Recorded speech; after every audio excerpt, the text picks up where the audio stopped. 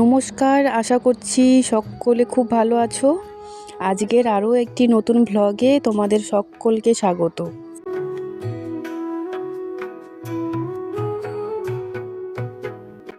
আজকে বৃহস্পতিবার, দুপুর এখন প্রায় 2টো। তো আজকে যাচ্ছি আমরা সবাই মিলে পিকনিকে। আমাদের বাড়ির পাশেই গ্রিন পার্ক বলে একটা জায়গা আছে। আজকে কিন্তু সেখানেই আমরা সবাই মিলে পিকনিক করতে যাচ্ছি। আর আজকে আমরা 2 বোন কিন্তু শাড়ি পরেছি।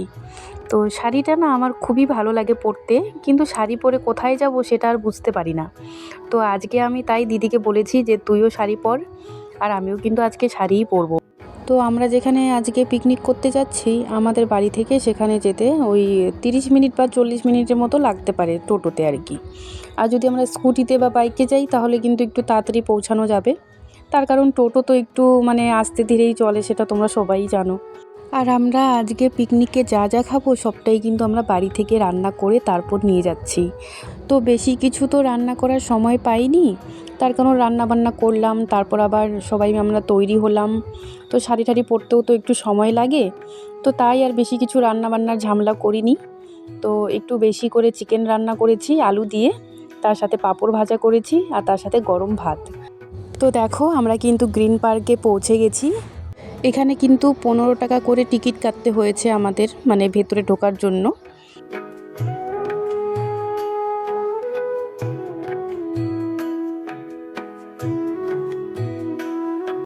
তো পার্কের ভেতরে ঢোকার আগেই এখান থেকে আমরা 2 প্লেট পেয়ারা মাখা নিয়ে নিলাম। এই পেয়ারার চাটটা যে এতটা প্রিয় আমাদের, আমিও ভীষণ খেতে ভালোবাসি, আর আমার দিদি, ও তো আগের থেকে ভীষণ পরিমাণে এই খাবারটা পছন্দ করে। আর ও গেছিলো ভেতরে যে কোন জায়গায় বসলে ভালো হবে, তো সেটা দেখতে। তো দেখো আমরা কিন্তু পার্কের ভেতরে চলে এসেছি, আর এখানে কত মানুষ যে পিকনিক করছে একবার দেখো। তো বাড়ি থেকে একটা কার্পেট নিয়ে এসেছি, তো সেই কার্পেটটাই কিন্তু এখানে বিছানো হয়েছিল। কিন্তু আমরা প্রথমে এখানে বসলেও পরে কিন্তু আমরা একদম ওই সাইডটায় চলে যাই। ওই সাইডটা আরও সুন্দর জায়গা, তো তোমাদেরকে দেখাবো একটু পরেই। তো কিন্তু প্রথমে আমরা এখানেই বসেছিলাম, কিন্তু তারপর আমরা এই যে এখানে চলে এসেছি। তো তোমাদেরকে দেখাচ্ছি দাঁড়াও একটু পরেই। আর এই যে দেখো মাংস তরকারিটা রান্না করে নিয়ে এসেছি। তবে এই মাংস তরকারিটা কিন্তু আমি বসিয়েছিলাম ঠিকই, কিন্তু পুরো রান্নাটাই করেছে আমার বর। ও আমাকে বলেছিল তোমরা রেডি হও, তোমাদের রেডি হতে অনেকটা সময় লাগবে, আমি এদিকে মাংসটা রান্না করে নেব।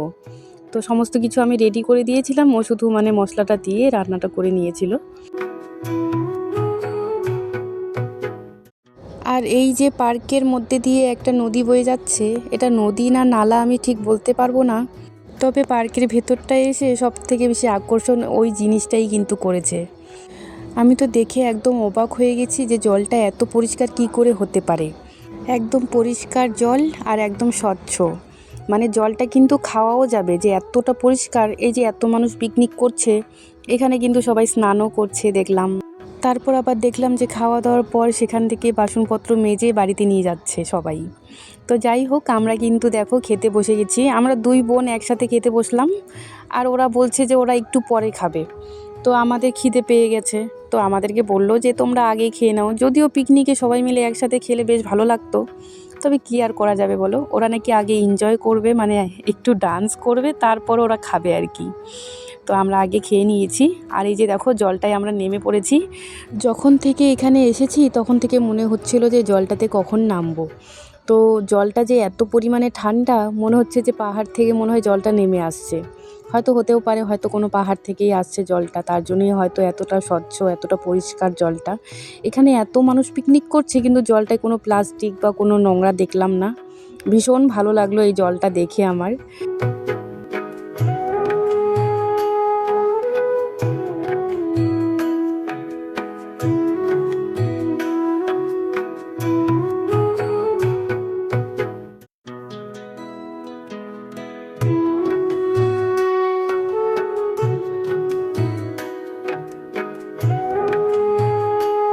আমরা তো অনেকক্ষণ আগেই ভাত খেয়েছি, এখন কিন্তু 4টা মতো বাজে।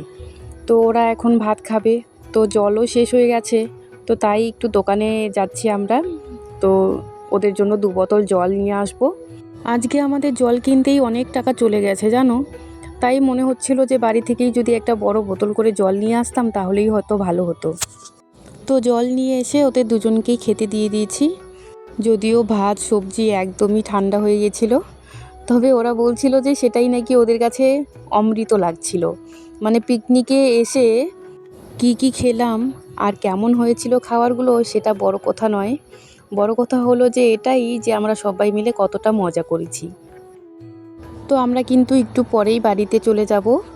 তো সব কিছু গোটানো হয়ে গেছে আমাদের। তো আমাদের পাশেই এরাও পিকনিক করছিল, এরা হয়তো একটু দূর থেকে এসেছে।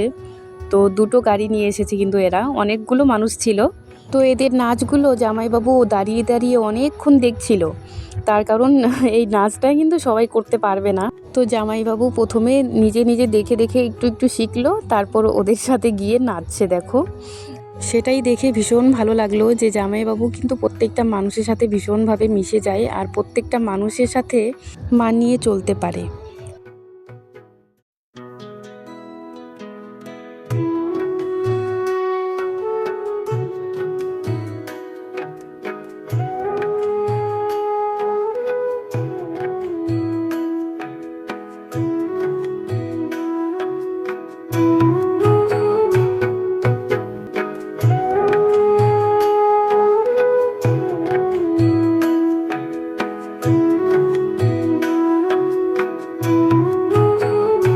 তো চলো তাহলে আজকের মতো ভিডিওটা আমি এখানেই শেষ করছি। সবাই ভালো থাকবে, সাবধানে থাকবে।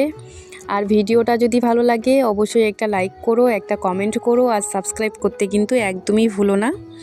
তো আবারও দেখা হবে নেক্সট একটা ভ্লগে।